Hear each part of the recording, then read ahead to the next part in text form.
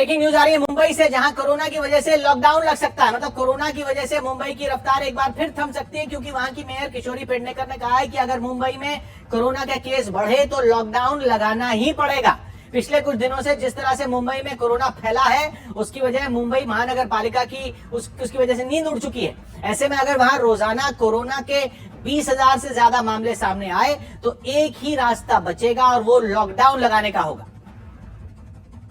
जो हमारा राज्य सरकार है और जो हमारा केंद्र से आने वाले जो नियमावली है वो कह रहे हैं कि ऐसे ही 20,000 के ऊपर रुग्ण पाए जा रहेंगे तो लॉकडाउन लगाना जरूरी होगा।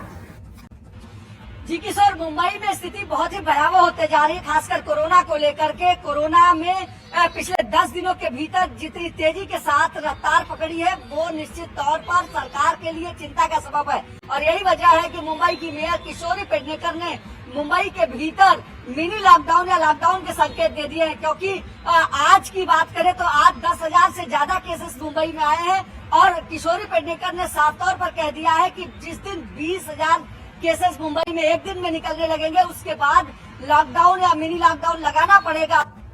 इस बीच कोरोना पर काबू पाने के लिए महाराष्ट्र और गोवा में सख्ती बढ़ा दी गई है। मुंबई महानगर पालिका ने इसके लिए दिशा निर्देश जारी कर दिए और कंटेनमेंट जोन पर खास ध्यान दिया, जिनमें कई बिल्डिंग और सोसाइटियां शामिल हैं।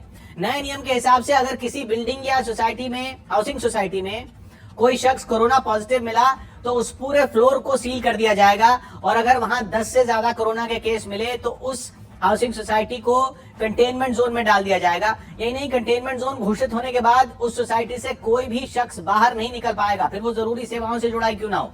मुंबई के पास ठाणे महानगर पालिका भी सख्ती के मूड में है।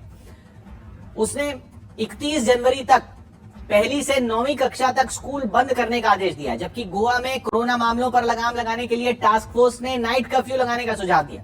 साथ ही वहां 26 जनवरी तक सभी स्कूल बंद करने के बारे में भी सोचा जा रहा है, जिसके लिए राज्य सरकार जल्द ही नोटिफिकेशन जारी कर सकती है।